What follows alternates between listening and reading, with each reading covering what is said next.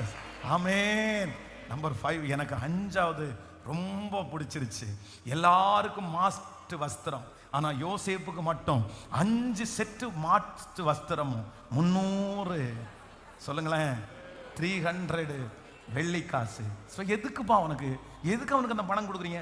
அதுவும் சின்ன பையன். நம்ம வீட்டில் வந்து நம்ம 5 பேர் அண்ணன் தம்பி இருந்துச்சுன்னு வைங்களேன், வெளியூருக்கு போகும்போது காசு கொடுப்பாங்க. அப்பா யாருடைய கையில் கொடுப்பாரு?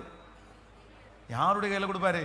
மூத்த அண்ணன் கையில் 100 ரூபா நோட்டை 50 ரூபா நோட்டை எடுத்து கொடுத்துட்டு, மற்ற பிள்ளைங்க நல்ல ரொம்ப இறக்கமுள்ள அப்பா சின்ன பிள்ளைங்க எல்லாம் பார்த்துருக்கு 25 காசு 4 பார்த்துருக்கீங்களா? 50 காசை வச்சு அப்படியே கையை மூடி நம்ம. ஆனால் அது கூட நமக்கு என்னவா இருக்கும்?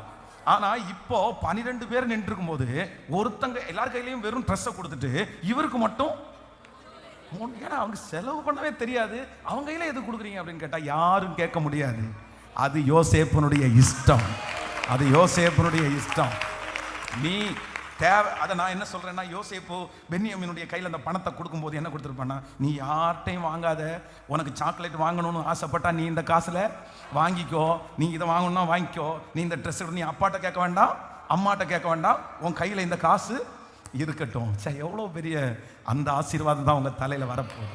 நான் விசுவாசிக்கிறேன். இவ்வளவு நாளும் நீங்கள் கஷ்டப்பட்டுருக்கலாம், இவ்வளவு நாளும் நிறைய பேர் எல்லாத்தையும் நீங்கள் தடுத்து